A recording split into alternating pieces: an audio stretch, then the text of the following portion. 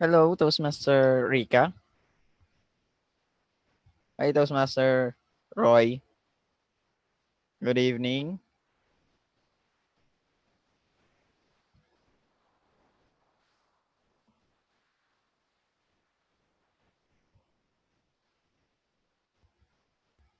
We will start our webinar within 5 minutes.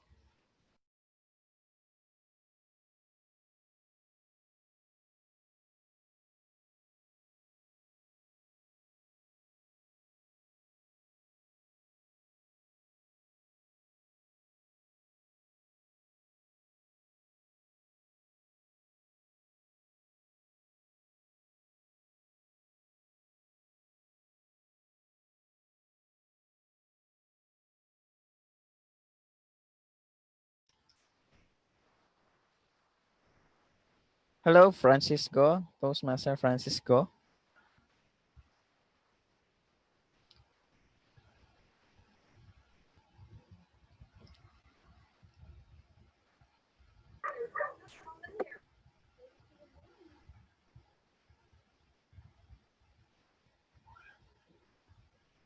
Good evening, Toastmaster Hazel. Good evening. Thank you for having this.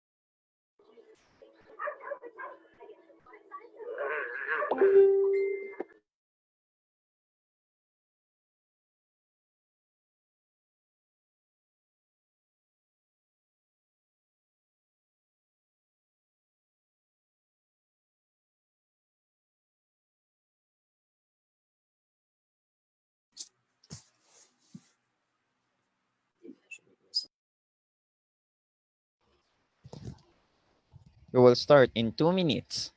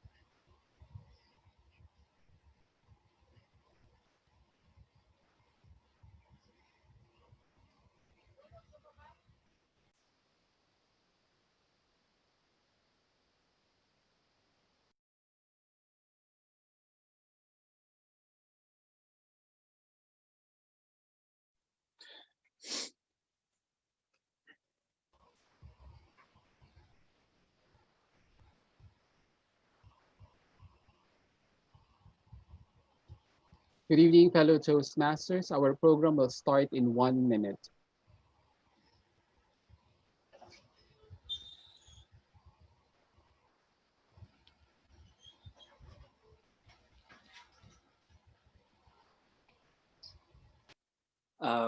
Nathan. Yes, TM Rafiq. Nathan, just post the link to the Facebook Live in the chat box so that those of us who would like to directly go on live, they have the link on the chat. Okay, I will. Thank you for the reminder. Okay, the time has come.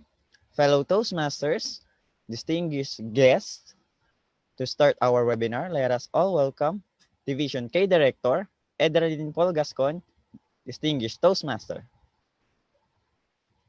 Good evening, fellow Toastmasters and dear friends all around the world in District 75 and other districts. Thank you for joining us. As Division K Director, I officially open this webinar. Let us now listen to our Toastmasters promise.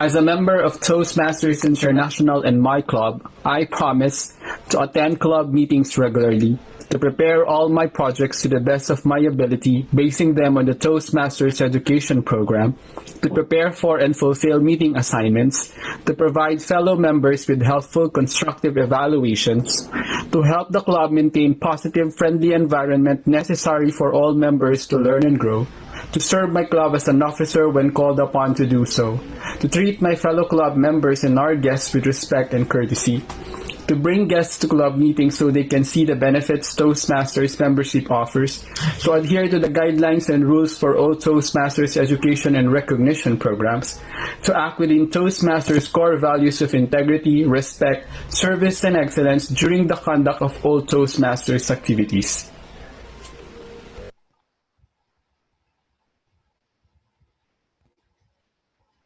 Thank you, Toastmaster Nathan, for playing that one. So again, welcome to our 10 years or more years of Toastmasters Wisdom in Division K District 75. This is Volume 3. So now let us welcome our host for tonight, Toastmaster Rafiq Ahmed. All right. Thank you so much, Division K Director Toastmaster Edralyn, for having this continuity of the wisdom where we now have reached Volume 3. Those of you who did not tune in before, let me remind you that we've had 2 volumes already, 2 successful completions of our great speakers that were featured in our series. And now we've reached volume number 3. So to begin our volume 3, to kickstart our first episode, we have a very special guest. And before I get into the introduction of who the speaker is, which you probably guessed by now, I would like to first thank our speaker for taking the time out, for accepting our request and connecting all the way from across the world and having us connected here in the Philippines. Thank you so much for that to our guest speaker. Now, every year, our Toastmasters International organization gives the opportunity and the platform for speakers that would like to witness or exhibit their communication skills by use of a contest where each and every member of the Toastmasters International organization is given an opportunity to showcase their speaking abilities. And level by level, starting from the club all the way till the international convention, each and every contestant has to go through the process of winning and losing. Those of us who don't make it past these levels have to come back again the next year and then go through it all over again.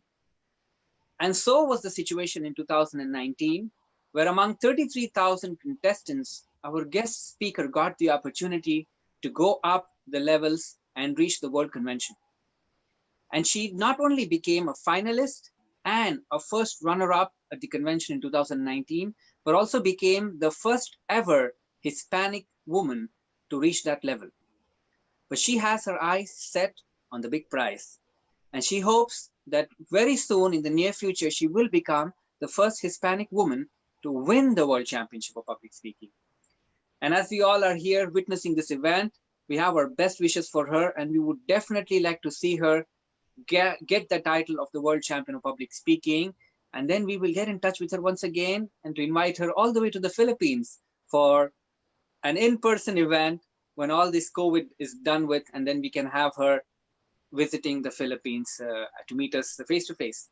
On that note, ladies and gentlemen, let us now kickstart Episode 1, Volume 3 of the 10 years of wisdom, which has now become more years of wisdom because we've had more than 10 years of wisdom already shared in the 2 volumes.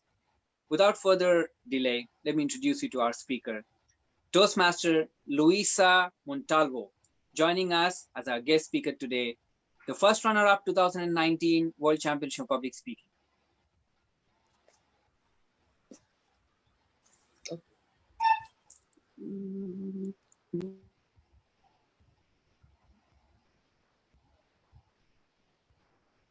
Ma'am Luisa, you are on mute. I'm so sorry. Hello. Yes, can you hear me now? We can hear you loud and clear. The stage is yours. Excellent. Thank you so much. I appreciate this invitation to be able to be with you today. And I believe it's evening where you are and it's morning where I am. I am honored for this invitation, again, as I said. And what a beautiful, beautiful introduction. Thank you so much for wishing me well wishes on my journey back to the world stage. What I'd like to do is go ahead and break up the session into 3 different parts. And with that, I believe the format will be that we will have the session, and then after the first session, we will take the Q&A. And if that's okay, I can go ahead and begin. One thing I wanted to do was introduce myself to all of you who are listening or watching today. Thank you for taking the time to do so. I appreciate it very much.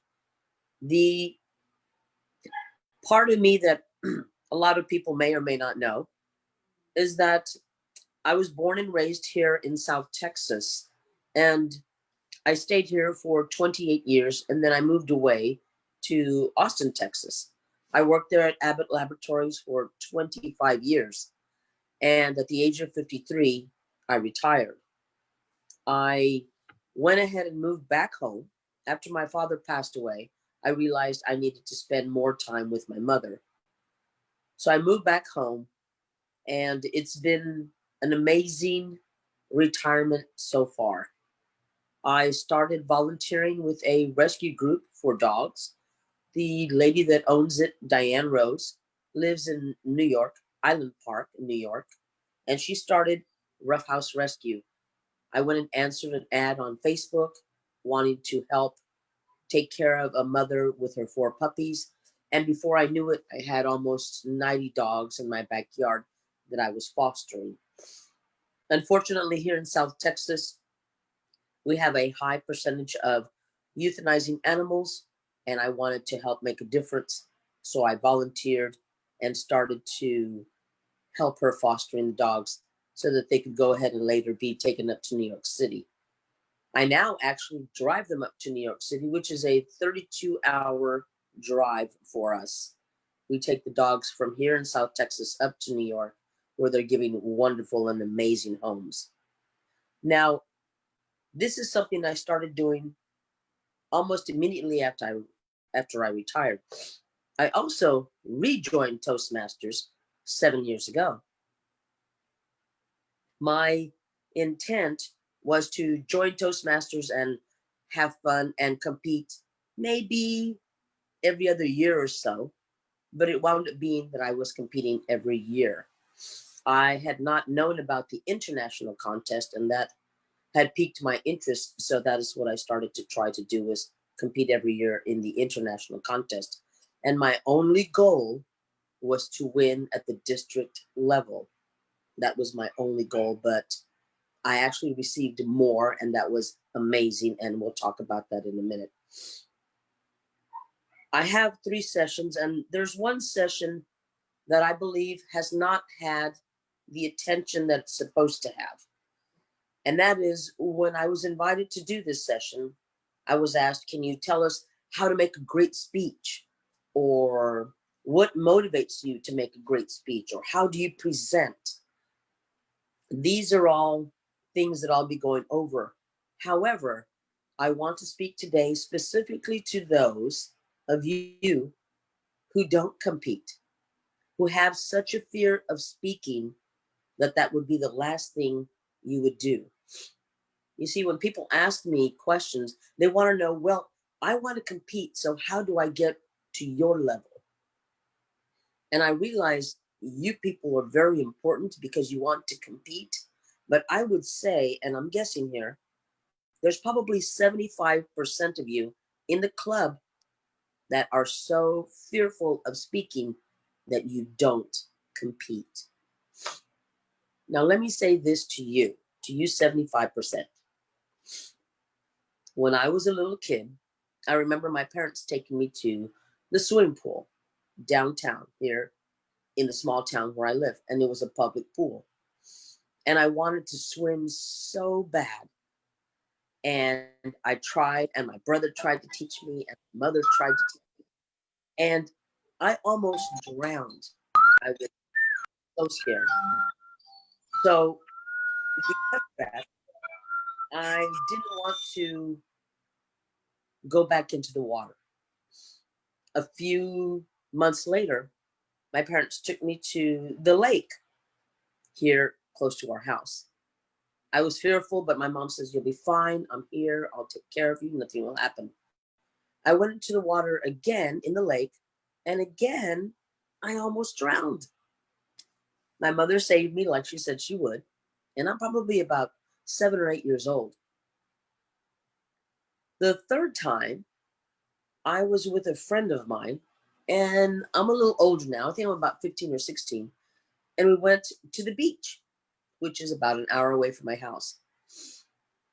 There, I almost drowned again. So I have a fear of the water, the lake, the swimming pool, the ocean. I am so afraid to drown.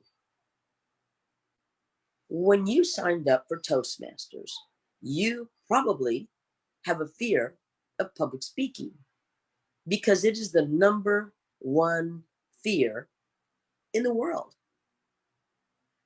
Other than dying, people are more afraid to give a speech than they are to die. And that speaks volumes because that tells us so many of us are scared to get on stage or scared to get in front of people at a podium or lectern and give a speech. So right now I'm going to speak, or I want to speak to you 75% or more that have that fear. I first of all want to say, I applaud you. You took the first step to try to conquer that fear. You will not see me in a swimming class. You won't see me by the ocean. You won't see me by the lake because that fear of swimming, that fear of drowning for me is very, very real. Just like the fear of you public speaking is very, very real. But you've gone and done something to try to combat your fear. And that's you signed up for Toastmasters. So I'm asking you if you are actually signing up and taking on speaker roles. Are you being a timer or a grammarian? Or better yet, if you have a public fear of speaking, the best thing you're probably doing is listening.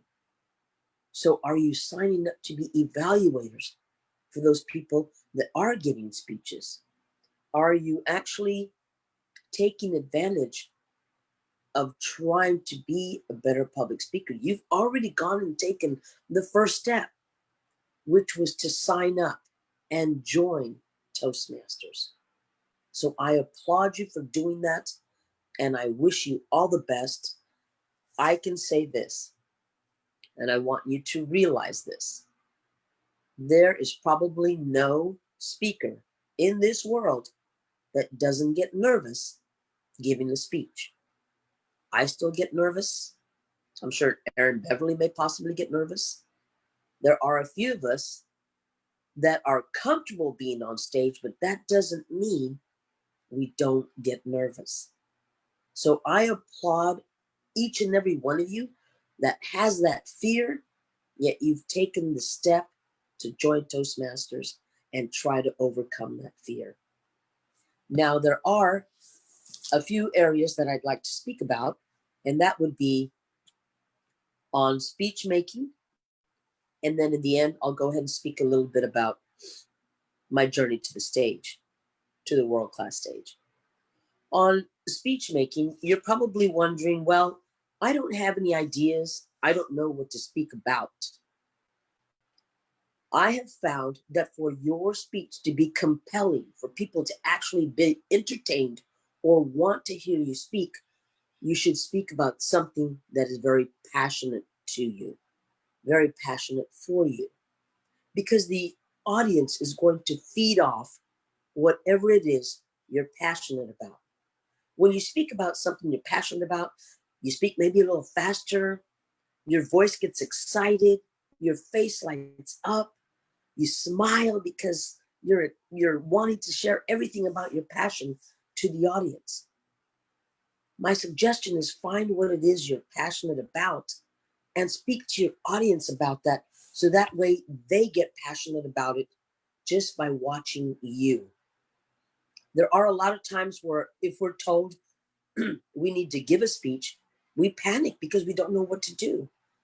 We'll go and sit down and grab a paper and pen, and we'll have what they call writer's block, and we don't know what to speak about. The thing I've learned is when I am outside and I'm mowing my yard, or I'm washing dishes, or I'm cleaning house, that's when I get a great idea. And I'll grab my phone and I'll go to voice memo and I'll record my idea. And it'll be such a great idea. And then I'll forget about it and I'll put my phone down and I'll go back to what I was doing. When something else comes into my mind about that same idea, I'll go grab my phone and record that again. Or I'll hit the microphone and I'll speak into it and I'll say exactly what my idea is. You can always go back at the end of the week and look at all your ideas. And from those ideas, you're able to write a speech. And these are just some of the tips that I use, because a lot of us have writer's block and don't know what to speak about. So speak about something that's passionate to you so that your audience gets excited the way you get excited. Go ahead and grab your phone or a piece of paper and pencil, and anytime you have an idea, put it right there by your nightstand or your desk or your office, so that way you can write that down and then build on that. And probably the last thing in the session that I would want to talk to you about is whatever it is you want to speak about, when you do get your speech together, practice with as many groups as you can. Share your speech with your Toastmaster club, with other Toastmaster clubs, with your family, with friends, practically anybody that will listen to your speech. Share it with them so you can get that kind of feedback, so you'll know whether your speech is on the right track to be an interesting speech.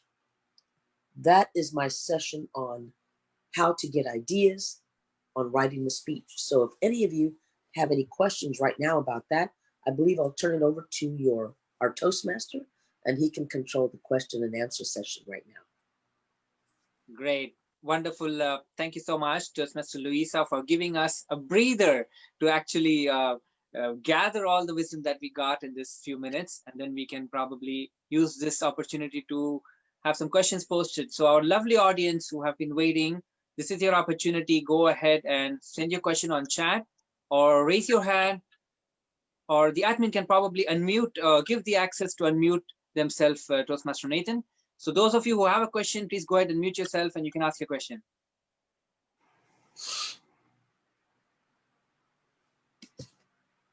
I'm going to run through the chat if there are any questions here.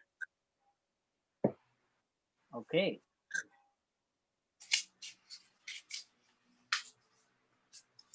All right. So those of you who do have questions, you can unmute yourself and go ahead. Yes, Panos, go ahead. Thank you, Rafiq, and thank you, Luisa. And good to be sitting again as a member in your audience. I benefit just from being here, and I benefit twice from listening to you and your message from experience, Luisa. So thank you. We talk about being passionate, and I've noticed in myself, and I believe I can share that on behalf of many others, that we tend to qualify our passions. For example, if I have a passion for gardening, which I don't, I only use it as an example, then the first thing that comes to my mind is, what if the rest of the people are not passionate about it? What if I start talking about something that just doesn't touch them? So then I catch myself, and then I think others do as well, trying to find out what the audience is passionate about, so that we become more likable, sharing from something that they care about, but we care to a lesser extent. But then you turn this thing around and you said, talk about what is passionate to you. And I remember from your last webinar, you did that because you talked about Foxtrot, and that stayed with me, you know, that stayed with me, and thank you. So what would be your best advice on how we can stop qualifying our passions and then honor our passions to the stage, so we can move our audience by moving ourselves first with our speech? Thank you, Luisa. Sure. Very good question. And I'm so glad you asked that question. I would rather listen to you speak about something you are passionate about than listen to you speak about you trying to please the audience. And let me tell you this. We had a gentleman in one of our Toastmaster clubs. He actually moved back to New York. His name was Craig. And he was so passionate about American history. And when I was in school, I thought that was probably one of the most boring subjects ever. I was never interested in American history. It really didn't appeal to me. Geography really didn't appeal to me. There were only certain subjects that appealed to me when I was in school. But whenever Craig got on the stage, I knew he was going to talk about American history, and I wanted to hear what he was going to say, because he was so passionate about it. I could listen to him talk about the Civil War and World War II and all these people that influenced our history, because he was just so excited about it. You can talk about a stick you found on the street, and if you're excited about it, your audience is going to feed off of that. I guarantee it.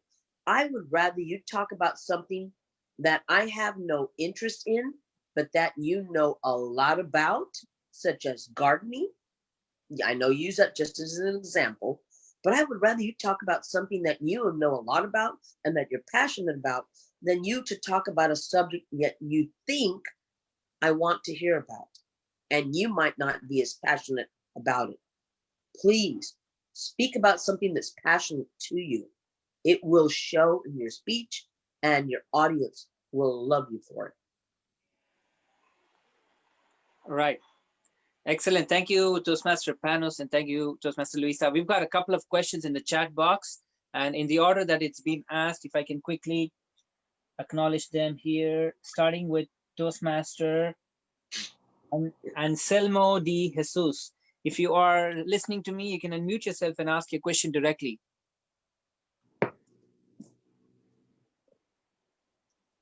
Toastmaster Anselmo? Okay, since we are not able to hear from you, I'll go ahead and ask you a question. So this one is coming from Toastmaster Anselmo de Jesus. And the question goes like this: how do you plan to inject humor? Okay, wait.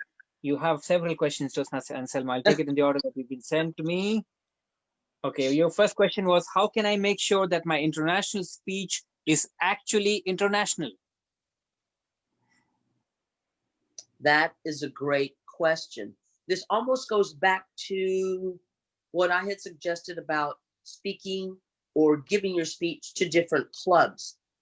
In my club, I was blessed to have not only Mexican Americans, but I had Anglos, and I had one Asian lady in my club.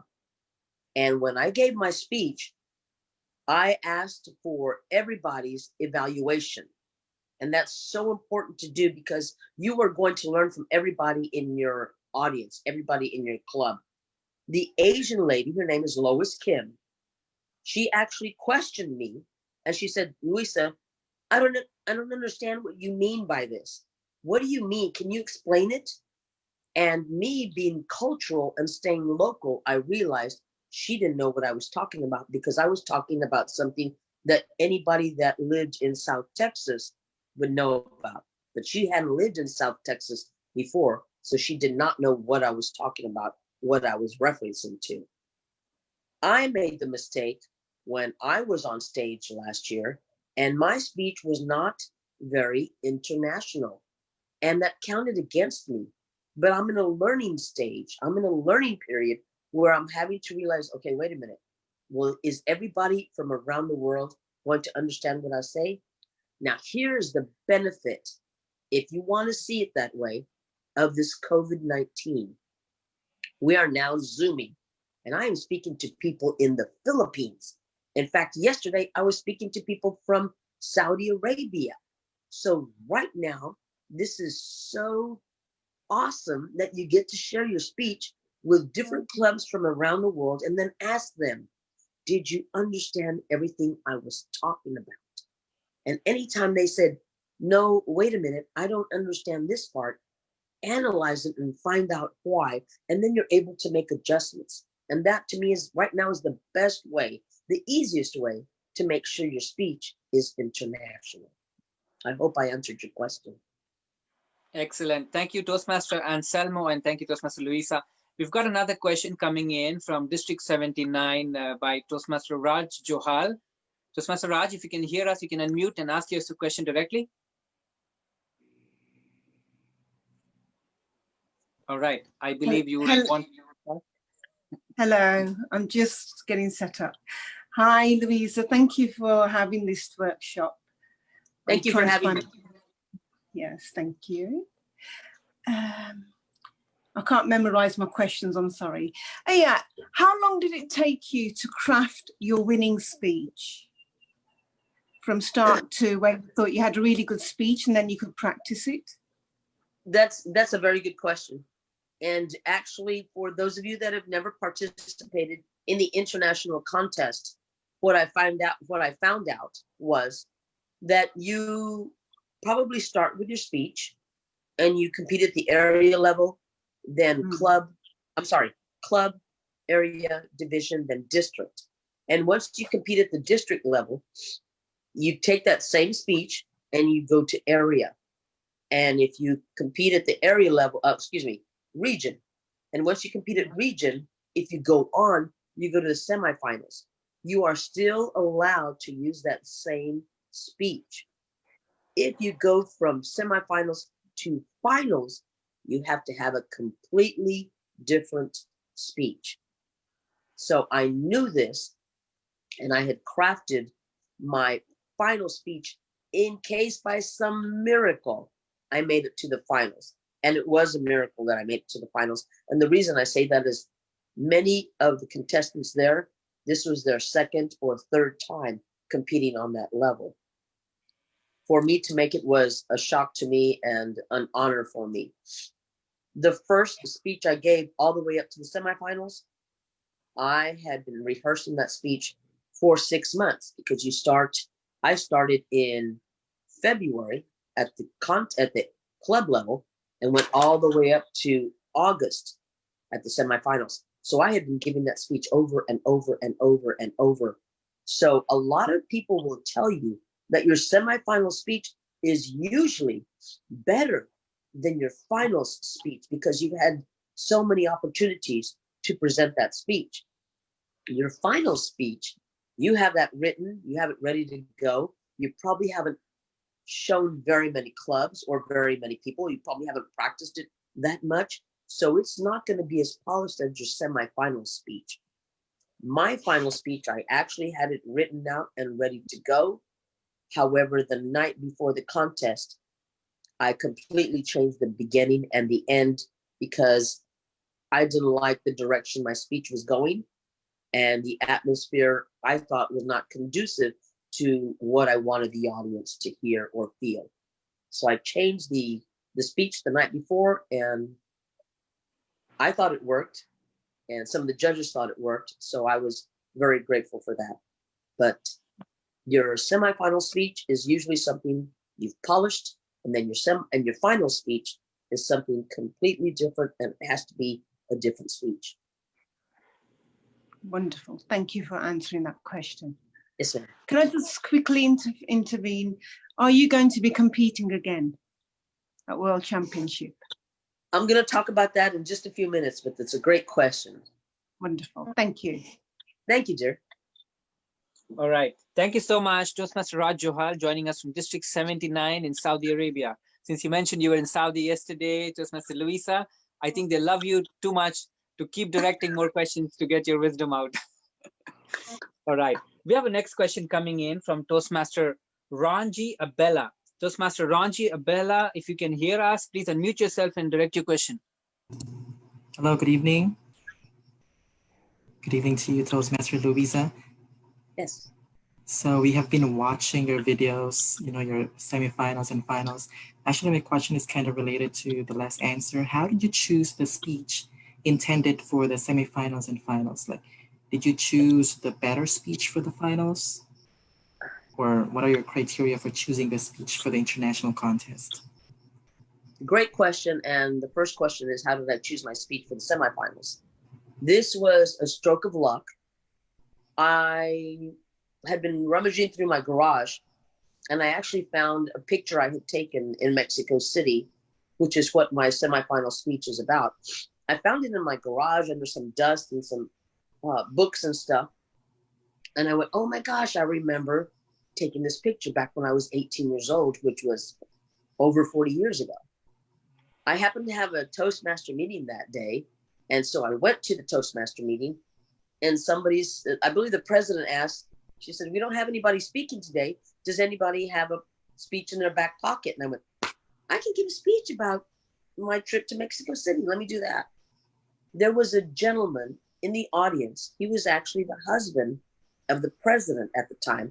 And he would stay in the back of the room, and he would just sit and listen and applaud. He was just there to companion his wife. I gave the speech, and he came up to me after the meeting, and he said, that is your next winning speech.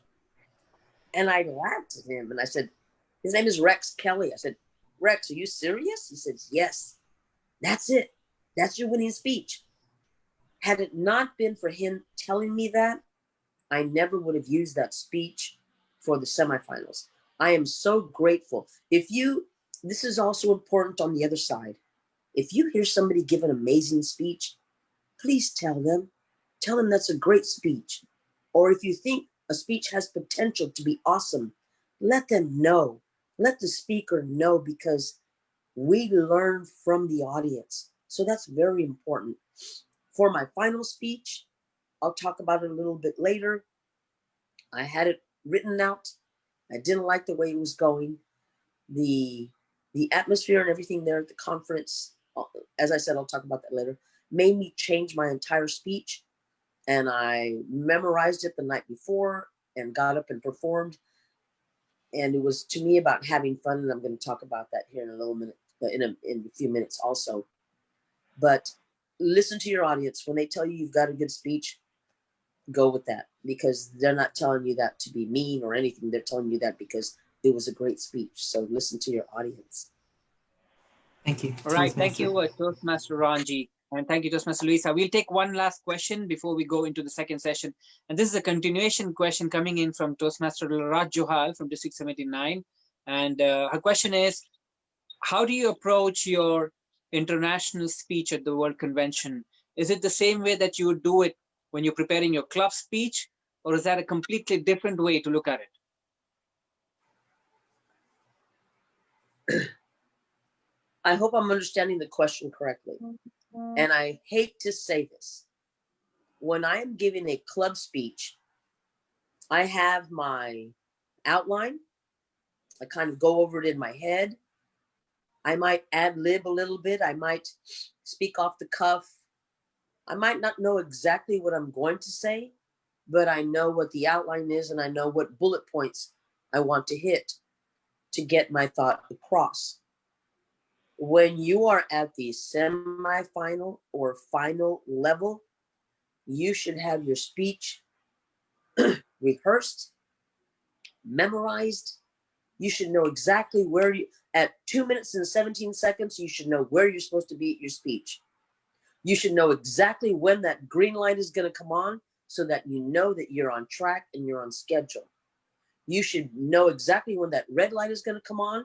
So you look out at the timer and you see the red light and you know you've got 10 more seconds of your speech because you don't want to go over on your time. You don't want to be disqualified.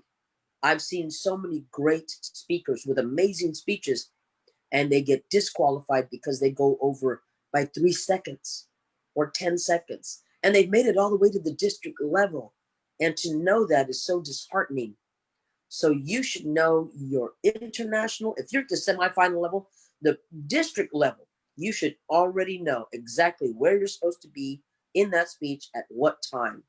That's the difference between club.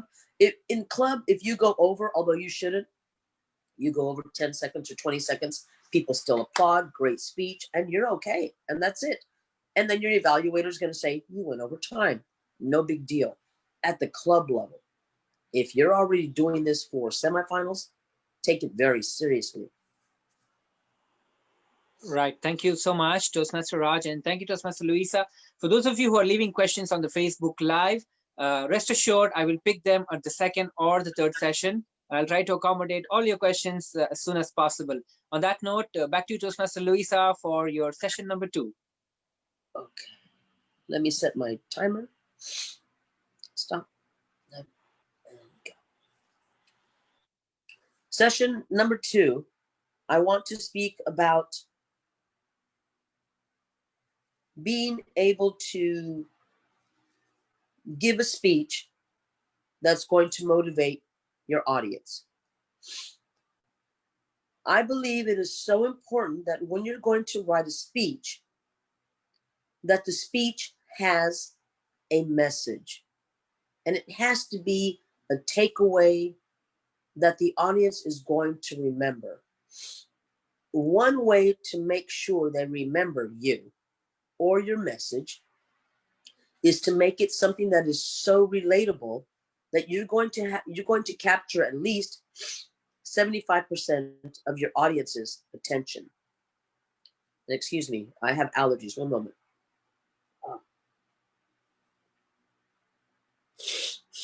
Oh my goodness, so sorry.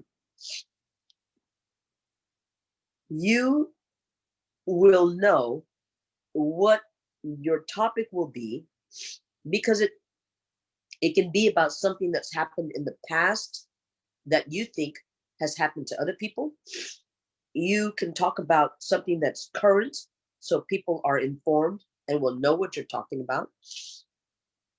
But to be able to engage your audience, there are tricks to use.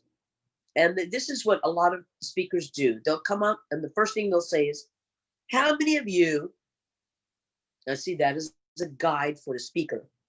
How many of you have gone to the grocery store and get in that long line and there's that one lady that pulls out all these coupons?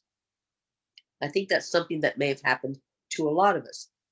So when you say how many and nobody raises their hand, that right there is an indicator that maybe not too many people will be able to relate to your topic.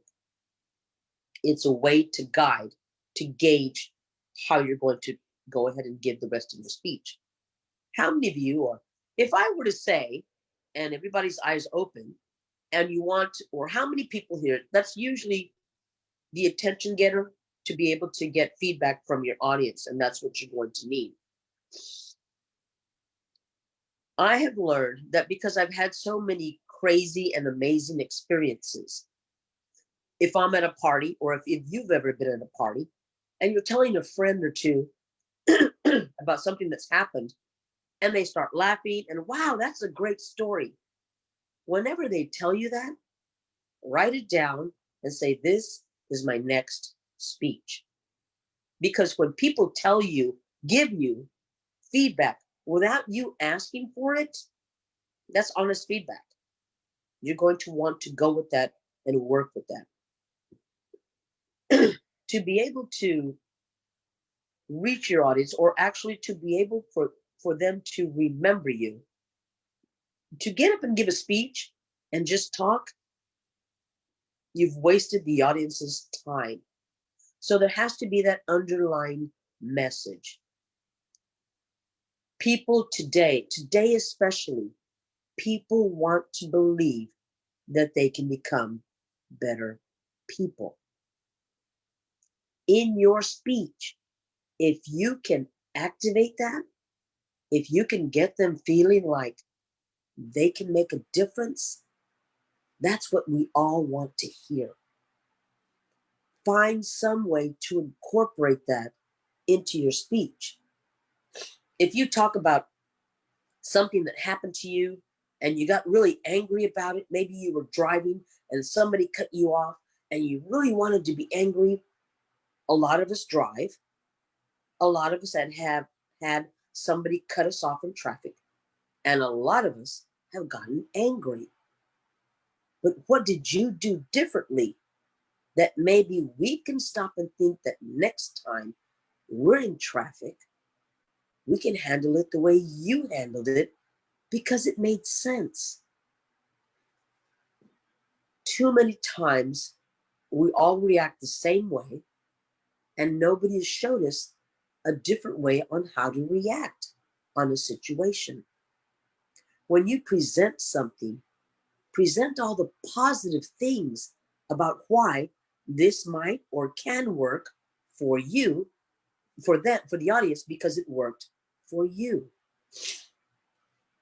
I think the most important part, and this is part of my speech, I believe, hopefully when I make it to the world stage again, is if you go out there and you're different from everybody else, maybe the way you dress, your style, the way you talk, the way you present, if you're different from everybody else, the judges are going to see that.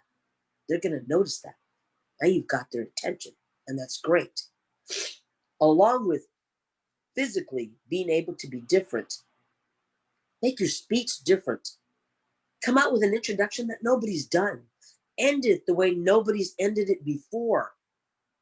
Grab our attention. Be different. Be you and stay true to you. Now, people might come up to you and say, you know what, that thing you did, I don't know if I would do that. Ask them why they don't think you should do it. If they come back with, well, nobody's done that, wait a minute, that's good, because nobody's done that before. People want to see different styles, different approaches. Your audience is waiting for you to give them something unique. You don't want to be like every other speaker that's gotten up and spoken. Think outside the box. Now, here's some people will tell me, Luisa, I'm too afraid to do anything like that. And I come back with, have you ever played pretend? When you were a little kid, did you ever pretend to be a superhero?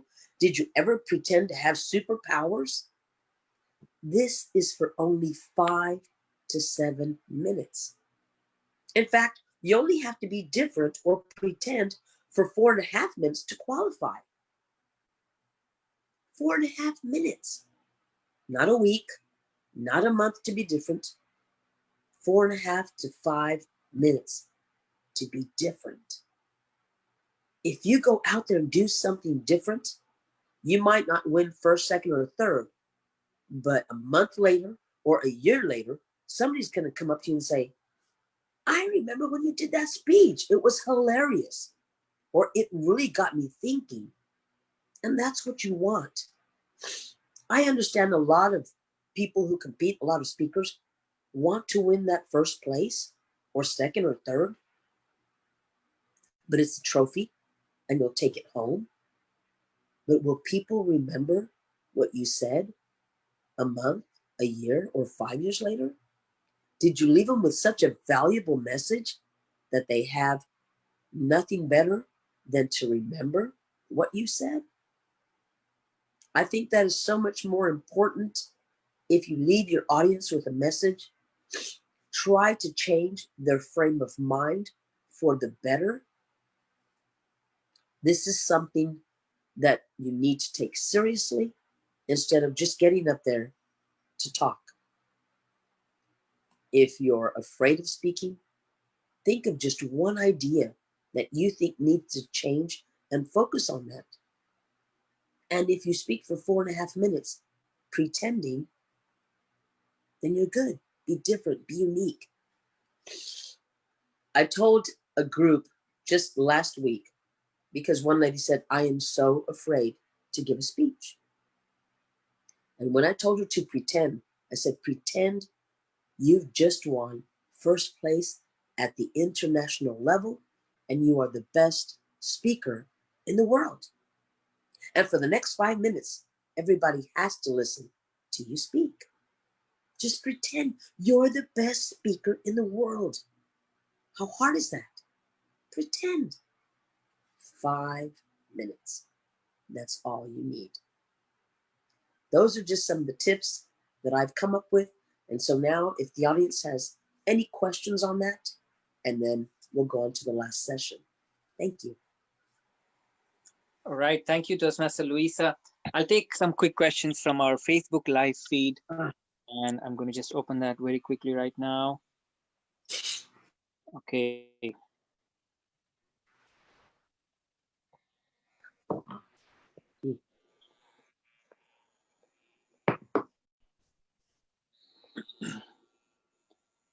Our Facebook live questions. All right, here's one question coming in from Toastmaster Sumit Puri. And Toastmaster Sumit Puri says, how do you make your speeches interesting?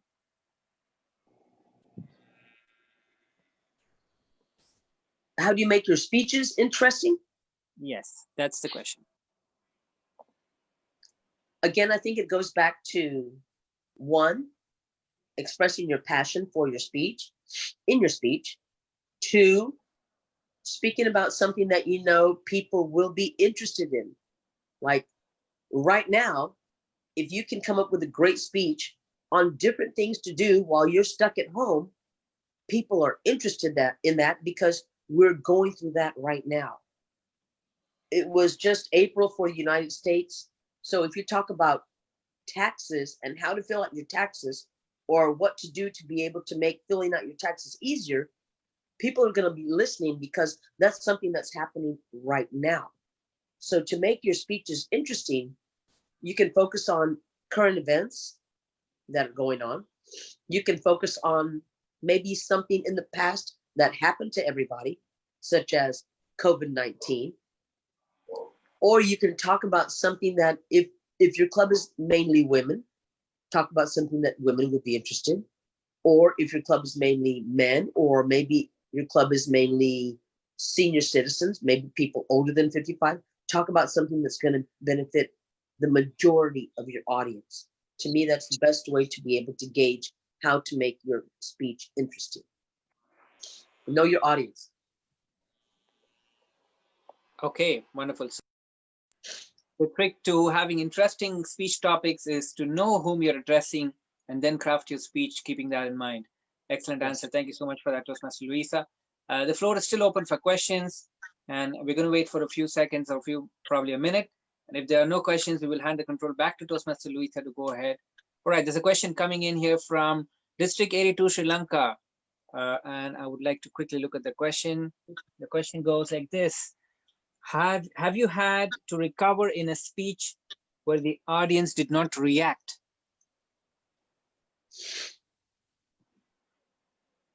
Yes, that's an excellent question.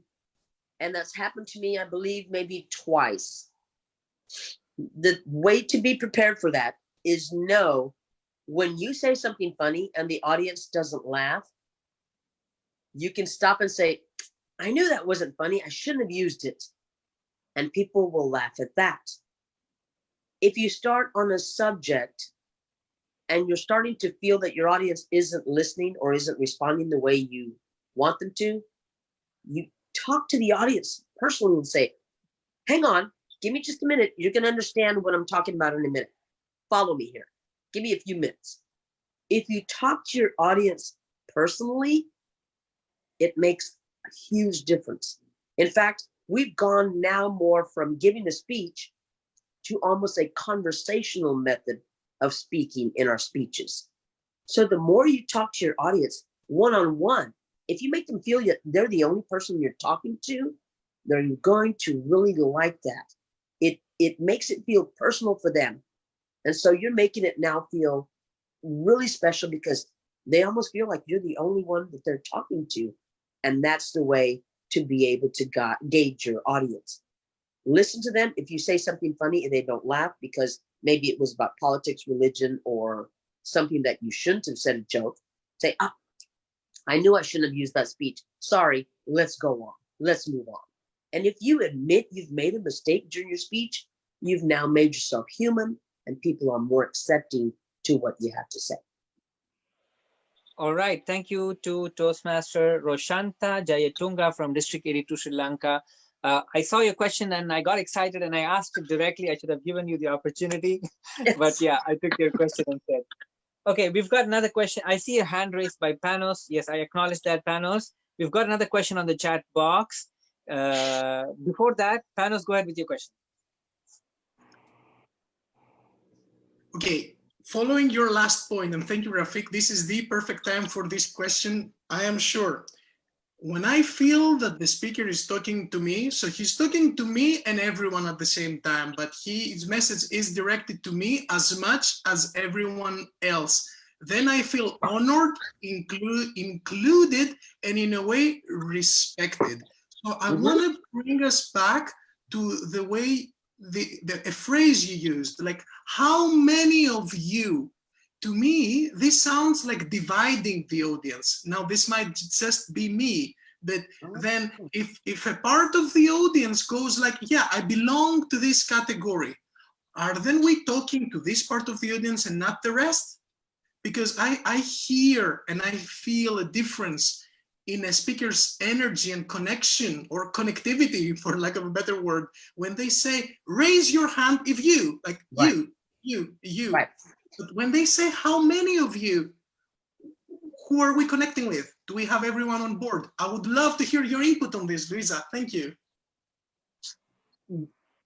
That is so unique. I've never even thought of it that way. The great speakers such as John Maxwell, Les Brown, they will tell you to try to get your audience engaged or participating. And usually the best way to do that is ask a question. How many of you here ate breakfast this morning? Well, some are going to say yes and some are going to say no. But you're right. That is such an important message that you've just shared with me. And I had never thought of it that way. I always knew this as a trick to get your audience to participate, because you're either going to be, yes, I did, or no, I didn't. I don't know so much that it divides unless you're going to address both sides. Well, if you ate breakfast today, I hope it was whatever. And if you didn't, now see, that way you're including everyone. But that's an amazing viewpoint. And I never really thought of that because I only saw that as a way to engage the audience. Great question. I don't know if there was supposed to be an answer to it, but if you can involve both sides of the question and address both sides of the question, then you haven't divided the audience. Excellent. Thank you, Toastmaster Panos, and thank you, Toastmaster Luisa. We've got another question coming in from Toastmaster Raj Johal from District 79. Toastmaster Raj, if you're still with us, go ahead and unmute yourself and direct your question to Team Luisa.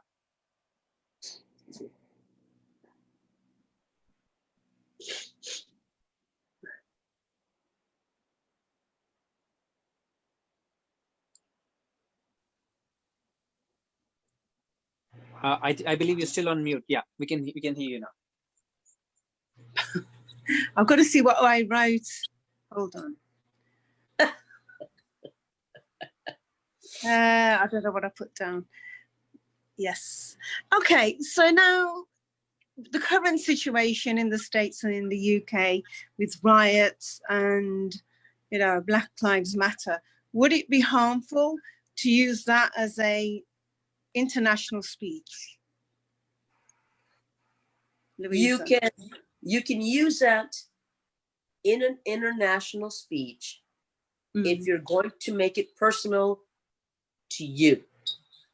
If you're going to talk about something that happened to you, don't use it as I suggest you do this, or not too many people in your audience are going to want to hear it, because just as the gentleman before, where he said, when you ask how many have done this, you are going to have people so divided on this subject.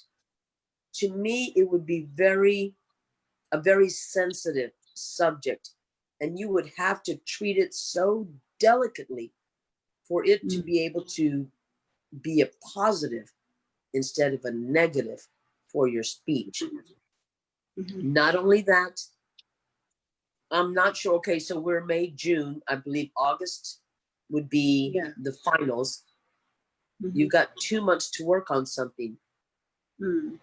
That is it. It's, to me, it's such a delicate situation right now. I don't think I'd want to hear anything about it, just because it's in the news every day. Yeah. If you can craft a speech that makes me want to get up and do something to make a change, great. But I believe that's going to be very hard to do. Good luck if that's your angle. Good luck. Wonderful. Great answer. Thank you. Thank you very much. Thank you. Thank you, Toastmaster Raj, and thank you, Toastmaster Luisa. We've got another question coming in, Toastmaster Luisa. I might take this as the last one for session 2. So this one's coming in from Toastmaster Anna Kim. Toastmaster Anna Kim, if you can hear me, please go ahead and unmute yourself. Hello, thank you for a great session today. I am wondering about, well, oh, I am so sorry. I just, I will just, I'm not going to use my video, but anyhow, for semifinal and final championship, do you think it would be a great idea to have a professional speech coach or getting some help from previous world champion winners? Usually, I believe that they will ask some financial kind of things as well. But as you already been there, so I'm just wondering how it will be effective or will be necessary. Actually, I was. Thank you for the question. Great question. I've already been asked this question if I had a coach. Okay. I was approached after my semifinal speech. I was approached by 4 different past winners. Yes. Actually, one gentleman was not a past winner, but he was a coach. And he said, if you'd like to come and practice your speech in front of me, I can help you out. Okay. By the time you hit the international final stage, I don't think you should be changing anything. Okay. If it's January or February and you want to get a coach then to help you get to the semifinals or finals, great.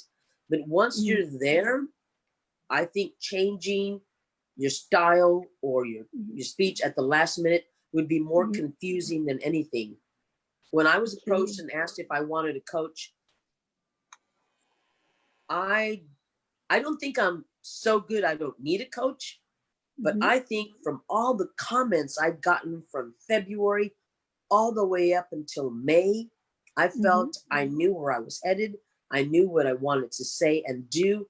So I didn't feel I needed a coach. Now, I learned a lot last year, and I'm hoping to use that if I progress again. But taking a coach on at the last minute, I don't see the benefit of it, because to me, you'll be confused. But if you're starting in February and you think you've really got a good speech, you can go all the way with this. If you want a coach and you're comfortable with a coach, that's fine. However, please stay true to yourself. If a coach says, you know what, that introduction, I think you need to get rid of it. If you feel that introduction is the best introduction you've ever come up with, the coach might think he knows what he's talking about. Stay true to yourself. If it's your favorite part of the speech, don't leave it out. Listen to what he has to say, but in the end, stay true to yourself and make it your speech. Thank you so much. It means a lot. Thank you. Yes, ma'am. Thank you. All right. Thank you, Toastmaster Anna, and thank you, Toastmaster Luisa. Before we go into your next session, I had something connected to what Toastmaster Anna asked. And this is probably just a very quick, brief thing. You mentioned that someone did approach you, past world champions approached you and asked if you needed help. So here's my question. Did you actually deliver your speech to them and then made any changes in the last minute? No, no.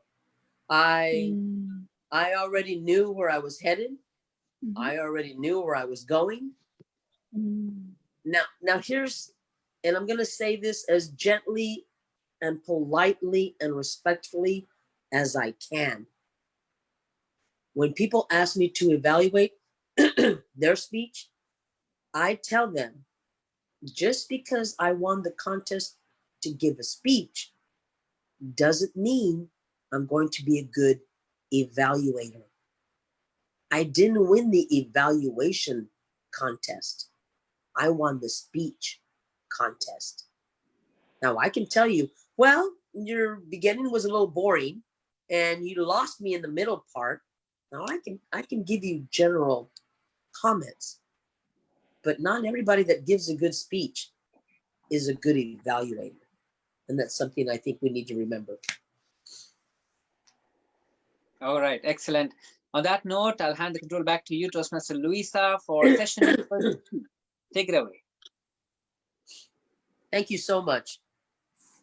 The last session is, of course, my travel to the finals stage. I had mentioned earlier before that all I wanted to do was win district. I tried the first year and I lost, and that's because I knew I had the best speech. I knew it was going to win. So when I lost, after I left the conference, I was driving home and I cried almost the whole way home because I felt I should have at least placed, and I didn't. And when I got home, I said, that's it. I'm done. If they didn't realize that was the best speech and I should have placed, well, no more Toastmasters. Forget it. I wound up changing my mind about a month later and said, wait a minute. If that wasn't good enough, maybe I need to try a different approach. And that's what I tell speakers that have tried and tried and tried and cannot win at district or even division. Something you're doing, and usually everybody has one style of speaking, something you're doing is not captivating the judge's attention. Try to reinvent yourself. Go back and do what I did. I went back and looked at all the YouTube videos of all the past winners. And I followed patterns of these winners. And I said, oh, maybe this is what they're looking for. This is what the judges want.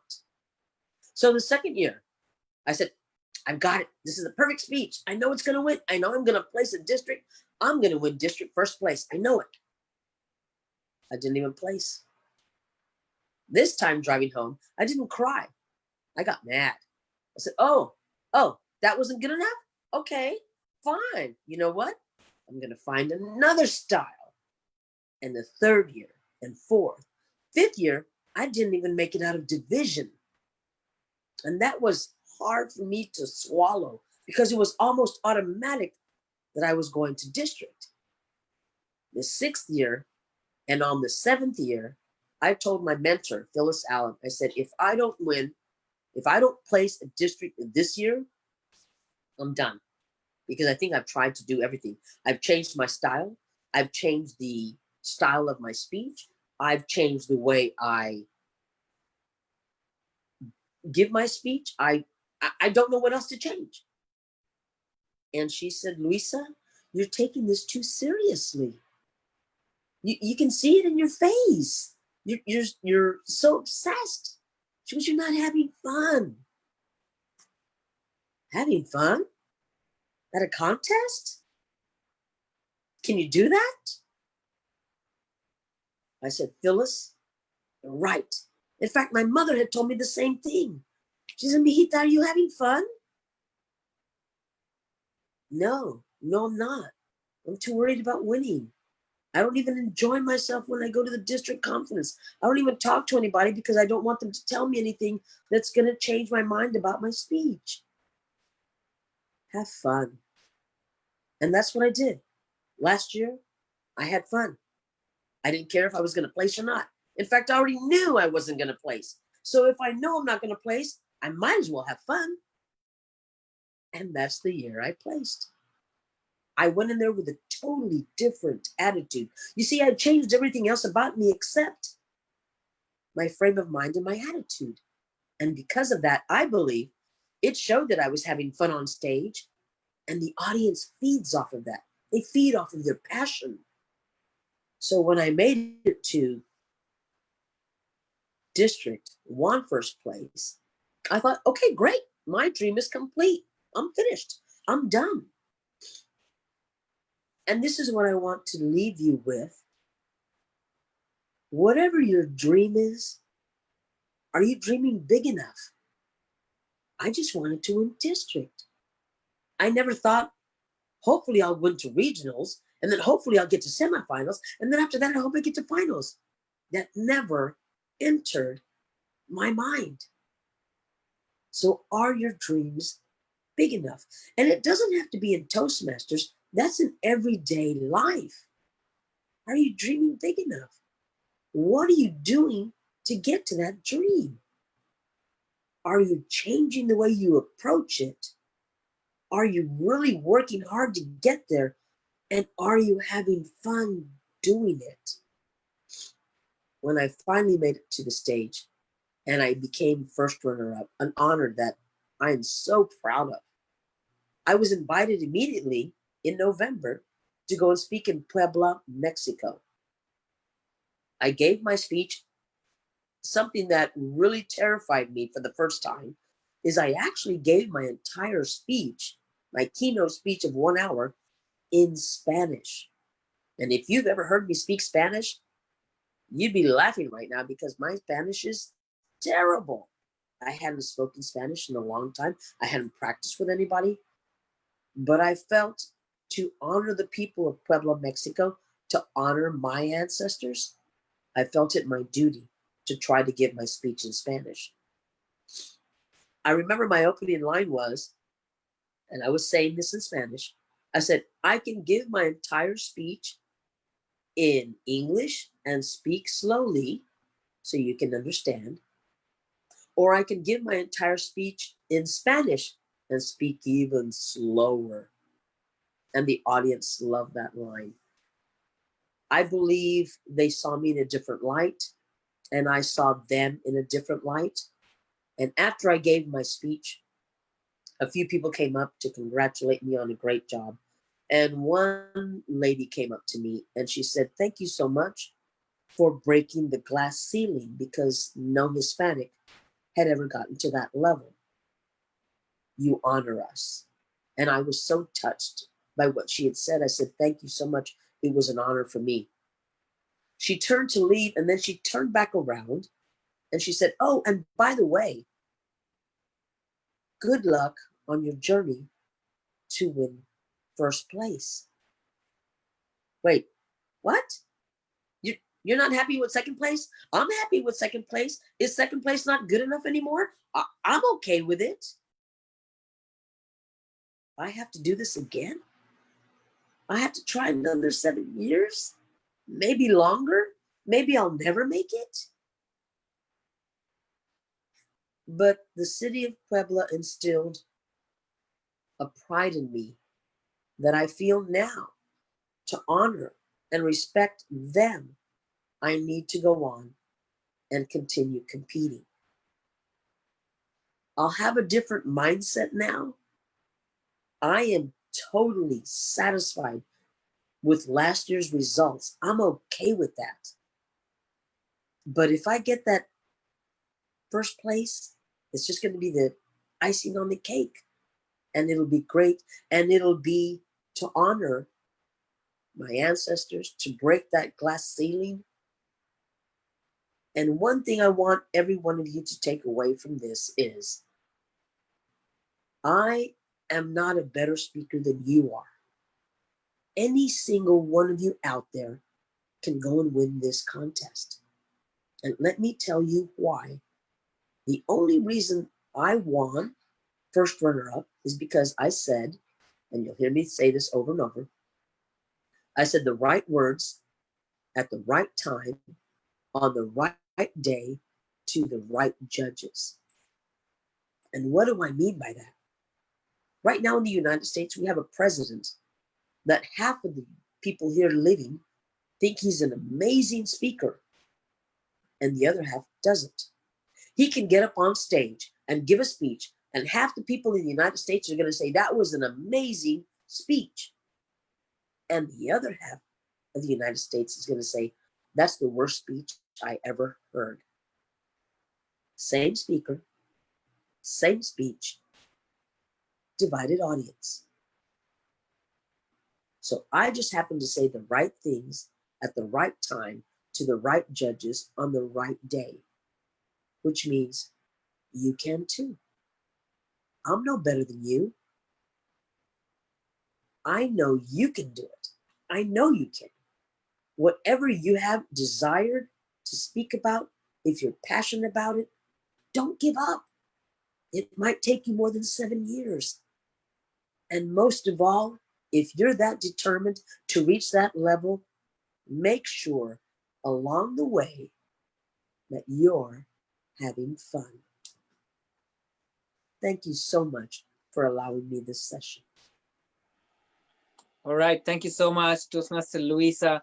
I think you just shared with us all those secrets and tips that you had with you, which led you all the way to the final stage of the World Convention. And I think that is enough for any speaker to have in their arsenal when they are going about chasing that dream of becoming the world champion of public speaking. On that note, I would like to now invite our reactor for today, who will give us a feedback on your session and also have a question for you. And to do so, we have with us, joining from District 75 in the Philippines, Toastmaster Veronica Villadolid. Toastmaster Rika, are you there? Yes, I'm here. Hi, good evening, everyone. Good morning, good afternoon. Hi, Luisa. I am so proud of your speech for this day. You are so unique. You are really a unique speaker. You handled your speech differently. First,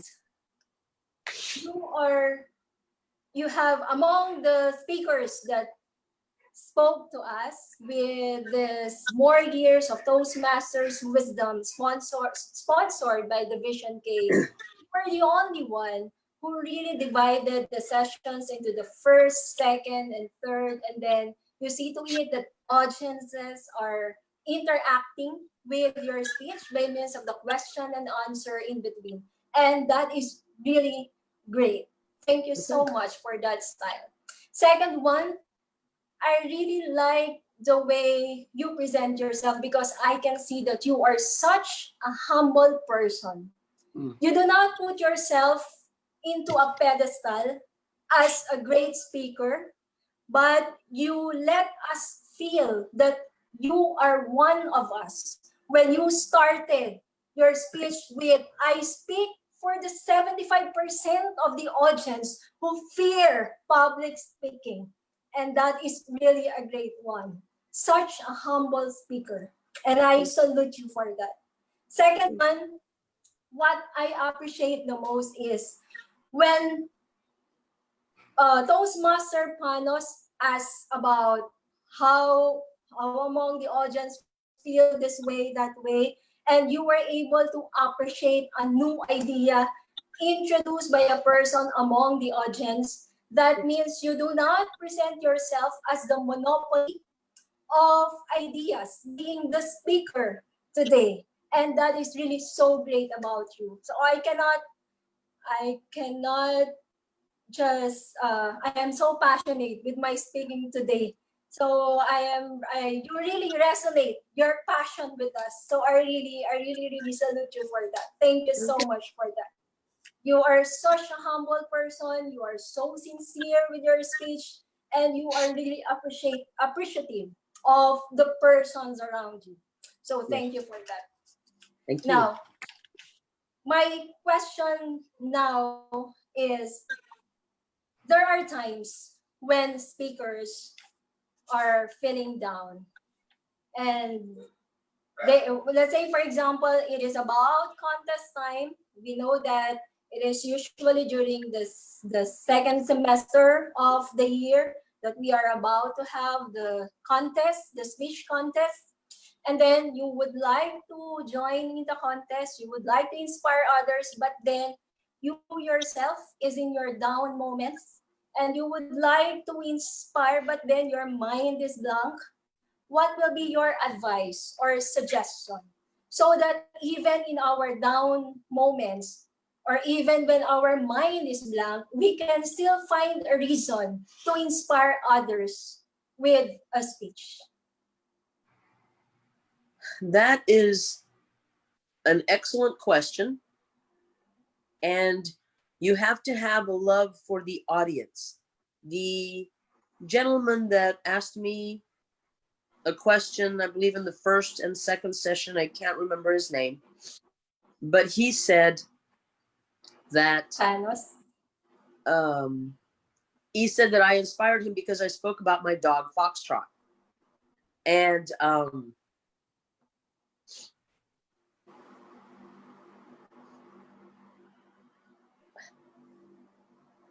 it's very hard when you are feeling down or sad. I don't think you should present, or I don't think you should expose your audience to that, because that dog that he spoke of, who was my world, passed away 2 weeks ago. And it's still very hard for me to talk about it. But I don't think the audience wants to see you sad or cry like I'm doing now. You may not want to subject your audience to that, because nobody wants to see that. Just like right now, I may be making my audience feel uncomfortable because of the way I am. If you feel you cannot get through your speech without possibly crying or sounding sad, then maybe it's not the time for you to do a speech. Maybe you wait for the next chance, for the next opportunity.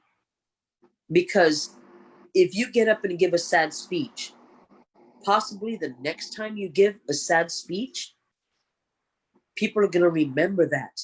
And they're already going to be thinking negatively, wondering, oh my gosh, is Luisa going to start crying again? Is this going to be another sad speech? I don't think I want to listen to her. So you don't want to subject your audience to that. It's very hard to be able to start out and maybe get sad or depressing, and then to change everything around. It's very hard to do that. Maybe the option is not to give a speech at all. That's my suggestion. You don't have to listen to me. You can get out there and do what you want to do, and maybe turn the audience's idea around, or their perception of you around. That's just my suggestion. All right. Thank you so much, Toastmaster Rika, for your reaction on the entire session and for the wonderful question. Thank you for that.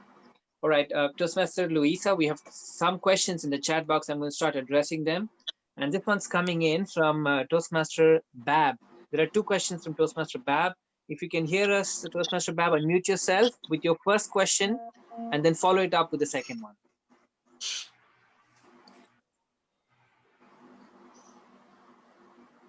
Toastmaster Bab. I'm going to give you a few seconds. If I don't see you. Okay. I think Toastmaster Bab is unable to turn on his audio. So I'm going to direct his questions for him. The first question is, what do you think could have happened if you had swapped your semi-final and finals speeches?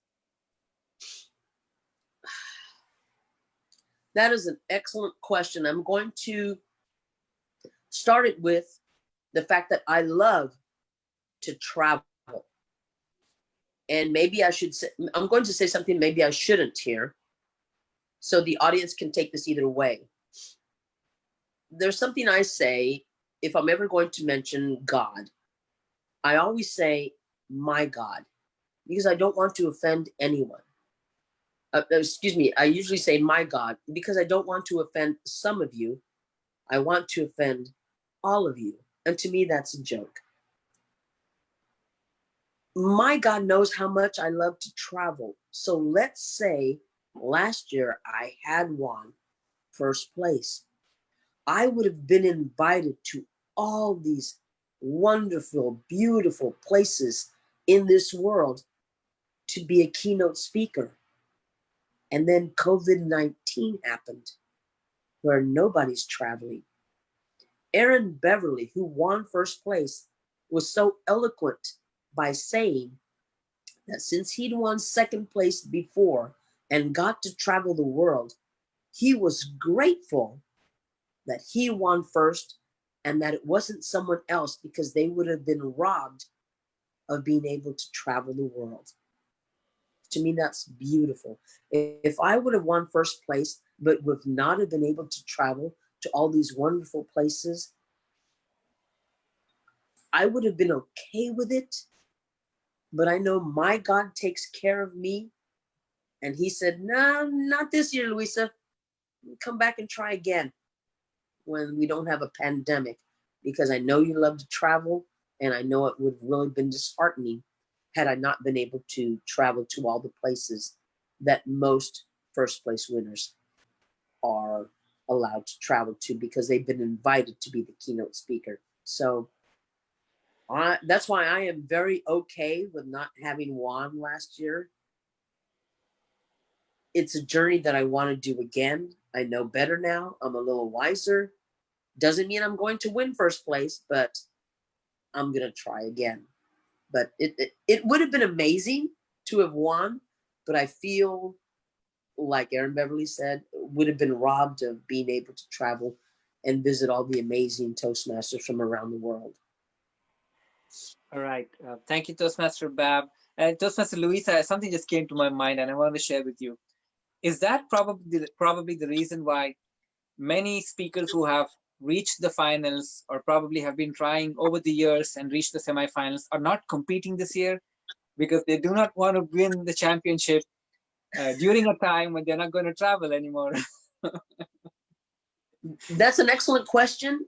And I do believe right now with Toastmasters and their rules for changing, I believe now because of the video, and the video has to be sent in. A speaker, a great speaker, can do both. Can do a great speech on video and can do a great speech in front of an audience. And maybe that's really part of the challenge for this year, because a speaker really feeds off of the energy of the audience.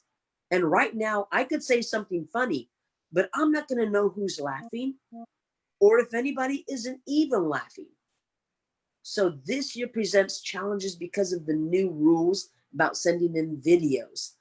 It's to whoever wins this year, congratulations, and a very heartfelt wow, because the restrictions for what we're going through right now make this so challenging, so challenging.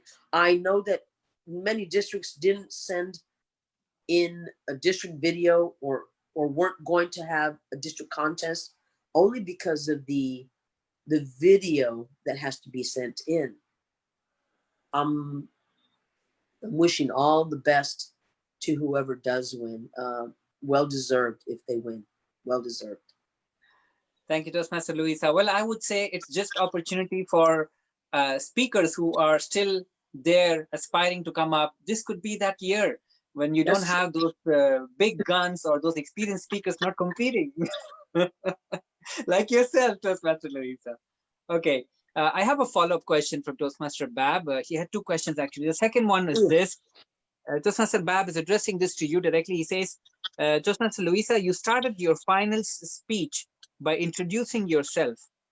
Isn't that an echo of what the what the contest chair already did? I mean, you introduce yourself. He's asking, is that not a repeat of what was already done by the contest chair? Great question.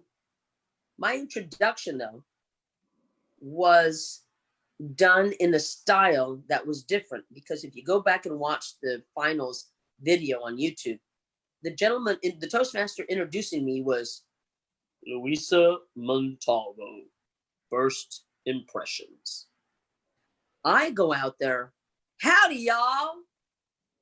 I started with my first wanting the audience to have a first impression of me, that I'm going to talk like this through the whole speech because I'm from Texas and I've got an accent, and my title was First Impressions. So you're thinking that if I'm from South Texas, this is how I'm going to talk because everybody talks like that. And that's why I came out introducing myself, because if you go back and watch the speech, the ending is exactly who I am, because that's when I say, I'm Luisa Montalvo and I'm trying. And that's the true me. You see, if I come out and say, I'm Luisa Montalvo, well, your first impression of me is that's how I'm going to speak. But then I start speaking like the gentleman that I changed his tire. So now you've got a different impression of me. Wait, is this really the way she talks? And maybe this other time she wasn't talking the way she does. But then in the end, your first impression of me has nothing to do with who I really am, which is the message I was trying to get across. All right, excellent. Thank you, Toastmaster Luisa. I'm just looking at the chat box. There are a lot of good wishes for you coming in, and I just want to read them out loud to you and acknowledging the person that's been sending it across. All right, I'm going to start with the bottom here. Toastmaster Bab says, thank you, Toastmaster Luisa. You are so transparent and honest. I love you. So that's a very passionate wishes for you. And then we have Toastmaster Wilcome Hierarchy. I don't know if he's related to Dhananjay Hierarchy. He says, lustrous Luisa. All right. And then we've got, let me just pan up. We've got Toastmaster Roshanta Jayatunge from District 82, Sri Lanka. He says, thank you for your positivity and encouragement, Toastmaster Luisa. We've got Toastmaster Ronji Abella. I am so inspired today. Thank you, Toastmaster Luisa. We have Toastmaster Anna Kim. It was such an amazing speech and a session. Thank you so much for this. We've got, again, Toastmaster Anna saying, thank you so much for your sincere, warm, and encouraging messages today, Toastmaster Luisa. Yes. We've got who else? We've got DTM Nazir Al Qasim from District 79, Saudi Arabia. DTM Nazir Al Qasim says, Luisa, you are so unique and wonderful. We all loved your message. It left a great impact on our lives. And we've got one more message coming in. I'm looking at it right now. Okay, this one is Toastmaster Fetta Inayal. If you have something to say to our guest speaker, Toastmaster Fetta, if it's a question, go ahead and unmute yourself.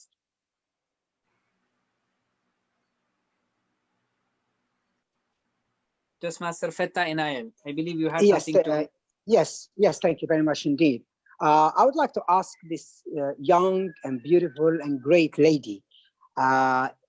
She is candid and she is transparent, and she does, does she think, in her opinion, that changing the rule of judges from being seen, normal, to being anonymous, while it's not even possible in clubs, and we still call them anonymous.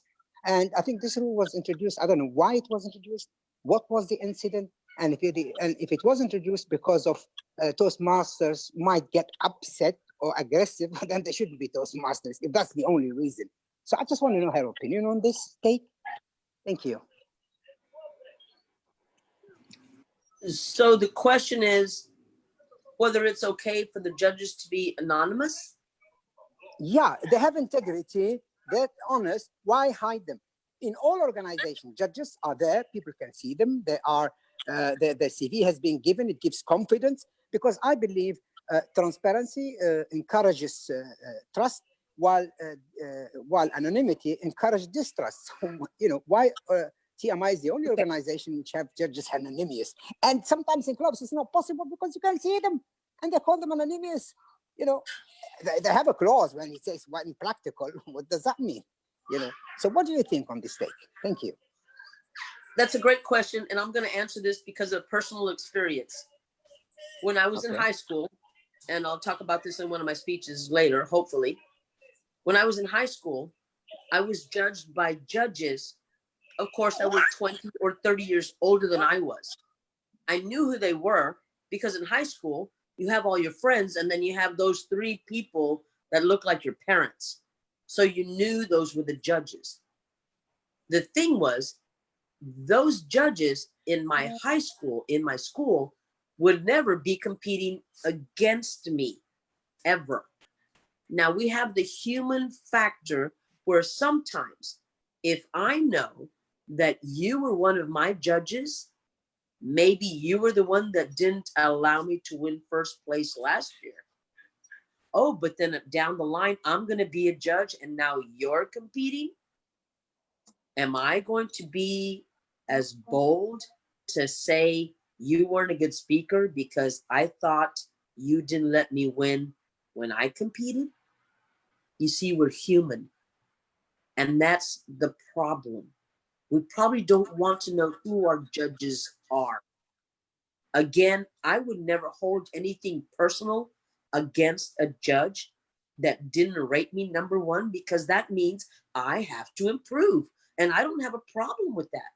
In fact, the one thing I forgot to mention was, if Toastmasters has taught me anything, it's taught me how to lose. We all want to win, but do we know how to lose?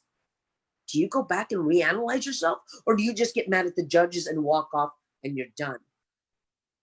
Toastmasters taught me how to lose, and I'm so grateful for that. If we didn't have that human factor and hold grudges against possible judges, if we didn't do that, maybe we would know or could know who our judges were. Personally, I don't want to know who my judges are.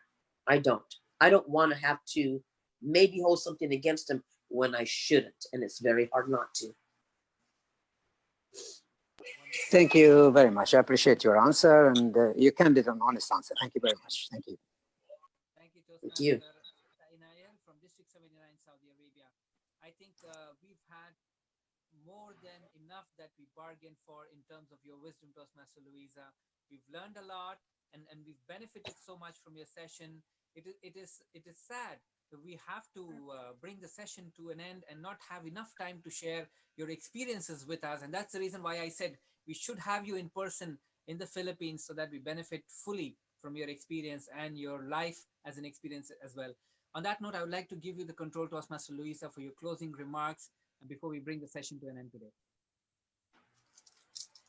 today. Every situation has a silver lining. My dad always said, there's a solution to everything, you just have to find it.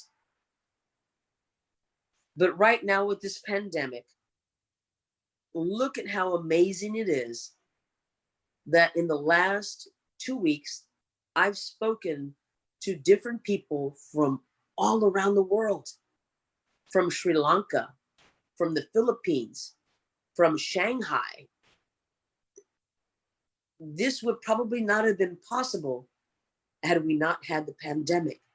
Now you can go to any Toastmasters meeting via Zoom. How amazing is that? To learn from all the other Toastmaster clubs. This is great. There's always a silver lining. You just have to find it. It has been my honor to sit down and listen to your questions, your comments, your concerns, and most of all, your best wishes for me. Thank you very much. Toastmaster Thank you Luisa, very much. something is still incomplete. I had a glimpse of your pet dog right before we started the session because I joined in early. Can we see? Come here. Come here. Come here. Oh, goodness. There he is. Yes. So, what do you call him, Toastmaster Luisa? What's his name? Her name is Skeeter. I've had her for 11 years. Wow. And she looks so beautiful. Thank you. Well, she needs a haircut, but she's waiting to go outside. And I told her after the session, we'll go for our walk. So she's waiting. Right, Mama? All right. Excellent. And we wish you the best. And Toastmaster Luisa, considering the situation around the world, across the countries, even in the US, we hope that you will be safe, stay healthy, and we get to see you one more time in the same health and the same safe environment that you are in right now. We hope that it continues to be that way until we meet you next. And on that note, I would like to thank all our lovely attendees who've been with us for 3 volumes now. And I want you to stay tuned for episode number 2 of volume 3, which is featuring 1991 world champion of public speaking. Yes, Toastmaster Luisa, go ahead. I'm sorry. Are you able to take a group picture? Because I would love to have a copy of that. I am able to do so, and we will do that in just a moment. And I will ask you for your biggest smiles and your thumbs up while I click it away on my laptop. Okay, so just to get back to where I was getting to is our next episode will be featuring Dave Ross, 1991 world champion of public speaking. Just Master Nathan, if you can spotlight yourself, or rather I should do it for you. There you are. Okay, that's our speaker for episode number 2, Dave Ross, 1991 world champion of public speaking, with his session entitled These Special Times, Our Special Gift. On that note, thank you so much for being a lovely audience. I love you all always in all our episodes, and it's my honor and my privilege, and I would say the opportunity to learn from all these great speakers. Once again, thank you so much, Toastmaster Luisa. I would now like to hand the control back to our Division K Director, Toastmaster Adrenaline. Thank you, Toastmaster Rafiq. Thank you for hosting our first episode for Volume 3. And thank you so much, Toastmaster Luisa, for gracing our first episode. It's an honor and privilege for us. This session makes we got to know you in a personal level, really. And I'm so happy chatting with you, scheduling this meeting, and finally we have you in our episode. So again, Toastmaster Luisa, thank you so much. So again, fellow Toastmasters, I would like to invite you this coming Friday for our second episode with Dave Ross, 1991 world champion of public speaking. So as Division K Director, I officially adjoined this webinar. So before we leave the meeting, I would like to request everyone to please open your cameras and let's have a group